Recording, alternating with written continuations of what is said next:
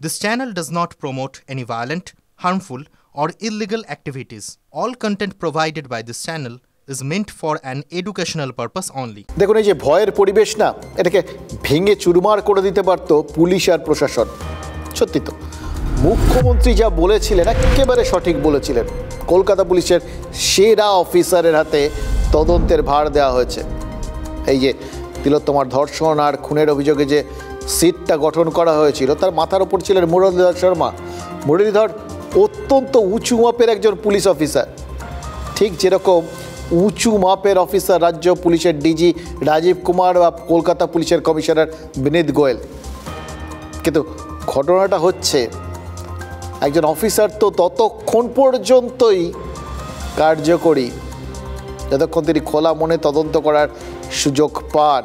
তদন্ত কি সেভাবে এগোচ্ছিল? সেই সুযোগ কি তাদের আছে? এই প্রশ্নটা যেরকম সাধারণ লোকের মনে ছিল তেমন তো হাইকোর্টের মনেও ছিল, সেটাই তো বোঝা গেল। সেই জন্যই তো হাইকোর্টের প্রধান বিচারপতির ডিভিশন বেঞ্চ বলেছে আরও দেরি হলে তথ্য প্রমাণ নষ্টের আশঙ্কা রয়েছে। এটা কখন বলল? যখন ওই তিলোত্তমার বাবা মা এই তদন্তের ওপর ভরসা নেই বলে আদালতের তত্ত্বাবধানে কোনো তদন্তের জন্য আদালতের দ্বারস্থ হয়েছিলেন। মানে তাদেরও আস্থা নেই একথা বলে। দেখুন এইটারই পরিপ্রেক্ষিতে কলকাতা পুলিশের হাত থেকে ওই তদন্তভারটা নিয়ে নিয়েছে আদালত। হাইকোর্ট সিবিআইকে দিয়েছে ইমিডিয়েট এফেক্ট।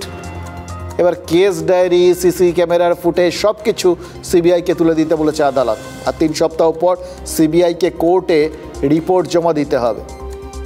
একটা জিনিস ভাবছিলাম জানেন তো, এই যে হাইকোর্ট প্রথম দিনের শুনানিতেই সিবিআই তদন্তের নির্দেশ দিল, তাতে কি রাজ্য সরকার বা কলকাতা পুলিশের প্রতি আদালতের অনাস্থাটা যে প্রকাশ পেল এটা তো বোঝা যাচ্ছে। কিন্তু তাতে কোথাও গিয়ে রাজ্য সরকার তারা কি চাপ মুক্ত হয়ে গেল? দেখুন মুখ্যমন্ত্রী এবং পুলিশও তাদেরও কি চাপটা কমে গেল? এটা কিন্তু বড় প্রশ্ন। মুখ্যমন্ত্রী প্রথম দিনেই বলেছিলেন যদি না হয়, যদি কেউ চান ওর বাড়ির লোক চান তাহলে সিবিআই দিয়ে দেওয়া হবে। একই কথা বিনীত গোয়েলও বলেছিলেন। কালকেও মুখ্যমন্ত্রী একই কথা বলেছেন, শুধু একটু টাইম বেঁধে দিয়েছিলেন রোববার পর্যন্ত। এবার এই রোববারের মধ্যে কিছু হয়ে যাবে এটা নিয়ে তিনি কি নিশ্চিত ছিলেন? এবার যদি না হতো তাহলে তো এটা একটা চাপ, এরকম ডেডলাইন মিট করার চাপ। চারপাশে যেরকম মারাত্মক কোথাও গিয়ে একটা জনমনে আলোড়ন তৈরি হচ্ছিল, এবং তার মধ্যে কিন্তু এই আন্দোলনকারীরা তারা 15ই আগস্ট পর্যন্ত সময়সীমা বেঁধে দিয়েছিলেন, আরও এগিয়ে এসেছিল সময়সীমা। তার মধ্যে কিছু না হলে তো পুলিশের দিকে আঙুল উঠত আরও বেশি করে। এবং তার মধ্যে মা বাবা তারা আদালতের দ্বারস্থ হয়ে গেছেন। অর্থাৎ সবাই মিলেই কিন্তু কোথাও গিয়ে তদন্ত ঠিক পথে এগোচ্ছে না বা এগোবে না এই দিকে আঙুল তুলছিলেন। এই চাপটার থেকে কি কোথাও গিয়ে রাজ্য সরকার এবং পুলিশ বেঁচে গেল, নিশ্চিন্ত হয়ে গেল? যা হবে এবার তো সিবিআইয়ের ঘাড়ে। সিবিআই তো এত কিছু করেছে, মুখ্যমন্ত্রী নিজেই তো বলেছেন আজ পর্যন্ত কোনটা ঠিকভাবে সিবিআই করতে পেয়েছে। অবশ্য কোথাও গিয়ে সরকার যে সমস্ত কমিশন গঠন করেছেন, এই 12 তারিখ তো ছিল সেই কাশীপুর হত্যাকাণ্ডের দিন। তারপর বাম আমলে কমিশন হয়েছে সেটার জন্য, তারপর ধরুন বিভিন্ন 21শে জুলাই ধরে তৃণমূল আমলে কমিশন হয়েছে, আরও অনেক কমিশন হয়েছে, কোনোটাতেই কিছু হয়নি এখন পর্যন্ত। ঠিক যেরকম ওই নেতাজি অন্তর্ধান রহস্যটা এখনও রহস্যই থেকে গেছে। সরকারি স্তরের এই বিভিন্ন কমিশনের পেছনে কাঁড়ি টাকা খরচ হয় জানেন তো, কিন্তু কোথাও গিয়ে সেই সদুত্তরটা আলটিমেটলি পাওয়া যায় কি? এই প্রশ্নগুলো তো উঠতো। সেখান থেকে কি চাপ মুক্ত হয়ে গেল সবাই? এখন যা চাপ সব সিবিআইয়ের সামনে, এবং সিবিআইয়ের ওপর এই চাপটা কিন্তু থাকবে। এটা জনমানুষের চাপ, যে চাপটা ক্রমশ আরও বাড়ছে। এবং এটার সঙ্গে কোথাও গিয়ে বাকি যে সমস্ত তদন্তগুলো এ রাজ্যে সিবিআই করছে তার কিন্তু কোথাও গিয়ে একটা ইয়ার্ড মার্ক বলে, মাপকাঠি বলে ধরা হবে এই তদন্তটাকে। এবার কার পৌষ মাস কার সর্বনাশ, এটা এবার এই কোথাও গিয়ে যদি আদালতের তত্ত্বাবধানে এই তদন্তের কিছু ফলাফল আলটিমেটলি সামনে আসে তবেই বুঝতে পারবে। আর রবিবার পর্যন্ত যদি তারা কুল কিনারা করতে না পারেন, কারণ ভেতরেও তো অনেকে আছে, তাহলে এই কেসটা আমরা আমাদের হাতে রাখবো না, আমরা সিবিআইকে দিয়ে দেবো। তার মানে হচ্ছে এভরি এফার্ট, এভরি অ্যাটেম্প্ট এখানে করা হচ্ছে আমাদের এভিডেন্স যেটি আছে এভিডেন্সকে ডিস্ট্রয় করার জন্য। 7 দিন মানে অনেক সময়, দোষী যে কোনো সময় লুকিয়ে যেতে পারে, মানে 7 দিনে আমরা মানে সে ধরাছোঁয়ার বাইরে চলে যেতে পারে 7 দিন। এবং 5 দিন হয়ে গেছে, সাবস্ট্যান্সিয়াল প্রোগ্রেস অফ ইনভেস্টিগেশন কিছু নেই। এই জায়গা থেকে কোর্ট স্যাটিসফাইড। এই রুলিং পার্টির এক নেতা সে বলেছে হচ্ছে এনকাউন্টার করে এই সিভিক ভলেন্টিয়ারকে মেরে দেওয়া উচিত। তার মানেই তো হচ্ছে তথ্য এবং তদন্ত দুটোকেই প্রভাবিত করার চেষ্টা হতে পারে। যখন কেস ডায়েরিটা নিয়ে আসা হলো তখন দেখা গেল কি পুরো ইনভেস্টিগেশনে কিচ্ছুই হয়নি। ইনফ্যাক্ট যখন ভিকটিমটা সকালবেলা মারা যায় কোনো সুমোটো এফআইআর লঞ্চ করা হয়নি। আর এটার পিছনে যে আরজি করে আগের সুপার ছিল ওনার পুরো হাত আছে এটাতে। আলটিমেটলি সিবিআইকে তদন্তভার ট্রান্সফার করা হয়েছে। আমরা প্রে করেছিলাম যাতে এটা কোর্ট মনিটর হয়, কোর্ট সেটাও পারমিট করেছে, পিরিয়ডিক রিপোর্টস কল ফর করেছে। আমাদের দৃঢ় বিশ্বাস পুলিশই পুরো তদন্ত সমাধান করতে পারতো, কিন্তু সিবিআই এর কনভিকশন রেট কত, তার সাথে সাথে সিবিআই যে নিরপেক্ষ নয় সেটা আমরা জানি। 90% কারেন্ট কেসে সাকসেস রেট আছে, আর 10% মাইনাস আছে সারদা রোজভ্যালির কেসে। সিবিআইয়ের জন্য মমতা ব্যানার্জি বাইরে ঘুরছে।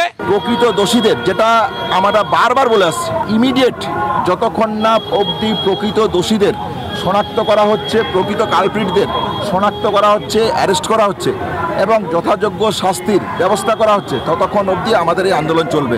চিকিৎসকদের আবেগ 100 বার সমর্থন করছি, কিন্তু কর্মবিরতি এই জিনিস সমর্থন করা যায় না। চিকিৎসকদের কর্মবিরতি হতে পারে না। আমরা চাই সিবিআই তদন্ত হোক, যত তাড়াতাড়ি সম্ভব সিবিআই তদন্ত হোক।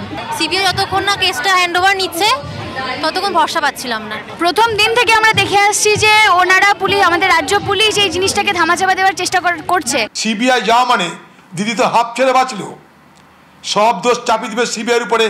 এবার আমি জয় জগন্নাথ দেখাবো, আমি তো কিছু করিনি। দেখুন, রাজনীতির অঙ্ক মেনে কে হাফ ছাড়লেন, কার ওপর চাপ বাড়লো, সেগুলো তো পরের কথা, এবং কার সাকসেস রেট কতটা সেগুলো এখন আর বিচার্য নয়। এই মামলাটাতে কেউ সাকসেসফুল হচ্ছে কি হচ্ছে না সেটার ভিত্তিতেই আমরা আপাতত সব কিছু বিচার করব। কিন্তু একটা কথা দেখুন, সব পক্ষের বক্তব্যগুলো একটু ঠান্ডা মাথায় চিন্তা করুন। এই যে পুলিশ তারা একজনকে গ্রেফতার করে নিল, পুরো গল্পটা বলে দিল কিভাবে সে যাবতীয় এই গণ্ডগোলগুলো করেছে, কিভাবে এই অত্যাচার করেছে, কিভাবে খুন করেছে, সব কিছু এটা মোটামুটি এটা ছকে দিয়েছিল।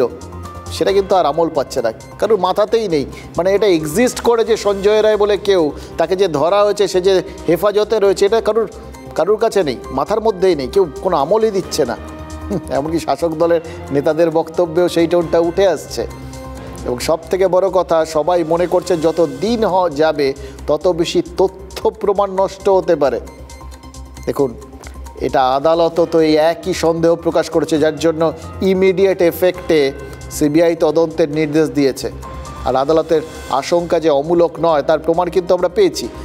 TV9 বাংলা আরজি করে ঢুকে দেখতে পেয়েছি কি জানেন, যে সেমিনার হলটাতে খুন আর ধর্ষণের অভিযোগ উঠেছে, সেই সেমিনার হলের ঠিক পাশের ঘরটায় সংস্কার শুরু হয়েছে। সংস্কার মানে একদম ভেঙে চুড়ে ওখানে নাকি রেস্ট রুম তৈরি হবে, সেই সমস্ত কাজকর্ম শুরু করে দিয়েছে মিস্ত্রিরা। এবার যেখানে একটা অপরাধ সংগঠিত হয়েছে সেটা তো একটা ক্রাইমের অকুস্থল, সেখানে যদি বিভিন্ন লোকের যাতায়াত বাড়ে, হাতের ছাপ পায়ের ছাপ পড়ে, এত লোক ঢুকছে, কে গিয়ে কী করবে ওর ফাঁকে কিছুই তো কারোর জানা নেই। সমস্ত প্রমাণ তো হারিয়ে যেতে পারে, এটা বোঝার জন্য গোয়েন্দা হতে লাগে না। ছোটোবেলার থেকে আমরা সবাই যা যা গোয়েন্দা গল্প পড়েছি তাতেই বুঝতে পেরে গেছি। দ্বিতীয় কথা, তথ্য প্রমাণ নষ্টের আশঙ্কা করেই কিন্তু হাইকোর্টে মামলা করেন তিলোত্তমার বাবা মা। তদন্তকে বিপথে চালিত করার ক্ষেত্রে প্রিন্সিপালের ভূমিকাও খতিয়ে দেখতে আদালতে আবেদন করেছিলেন তারা। সব আশঙ্কাগুলো কীরকমভাবে গুরুত্ব পেয়ে যাচ্ছে এবং কিছু কিছু ক্ষেত্রে বাস্তব রূপ পেয়ে যাচ্ছে সেটা দেখতে পাচ্ছেন। এটা রাজ্য সরকারের পরিকল্পনাতেই ঘটনা ঘটছে। কেন, হাসপাতালে যদি কোনো ভাঙাচোরার কাজ হয়, নির্মাণের কাজ হয়, সেটা কিন্তু পিডব্লিউডি করে। এখন পিডব্লিউডিকে কে পাঠাবে রাজ্য সরকারের অনুমোদন ছাড়া?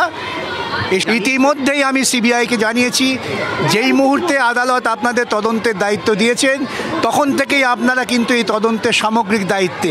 প্রাথমিক ক্ষেত্রে কোথাও কিছু অসঙ্গতির কথা রটনার চেহারায় রটে আছে।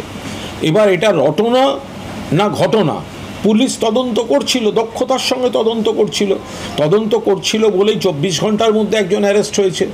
এর পরেও যদি কোনো অসঙ্গতি থাকতো, পুলিশ আরেকটু সময় পেলে হয়তো সেগুলো নিশ্চিতভাবে চিহ্নিতকরণ করে ফেলতে পারত। এখন সিবিআই এর হাতে।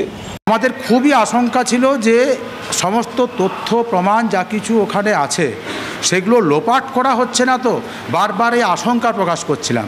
এখন আমরা এই খবরটা পেলাম যে সেখানে সেই বিল্ডিংটা রেনোভেট করা হচ্ছে, তো নিশ্চয়ই আমাদের মনে এই আশঙ্কাটা নিশ্চয়ই আবার একটু জেগে উঠলো। চোখের চামড়াহীন মানে নির্লজ্জতা ছাড়া একে কি বলা যায়, এবং এই মুহূর্তেই ওখানে কেন দেওয়াল ভেঙে সব কিছু তথ্য লোপাট করার চেষ্টা হচ্ছে আমি জানি না। এবং এটা যদি সত্যি হয়ে থাকে তাহলে আদালতের দৃষ্টি আকর্ষণ করছি এবং সম্পূর্ণভাবে এটা বন্ধ হওয়া উচিত। সিবিআই কতটা করবে, কতটা করতে পারবে সেটা সম্বন্ধে আমার যথেষ্ট সন্দেহ আছে, টু বি ভেরি অনেস্ট। সিবিআইয়ের ট্র্যাক রেকর্ড অত্যন্ত খারাপ, এবং সেখানে যে ইনফ্লুয়েন্স হবে না বা অলরেডি এভিডেন্স সব ট্যাম্পার্ড হয়ে যায়নি এ কথা আমি বলতে পারছি না।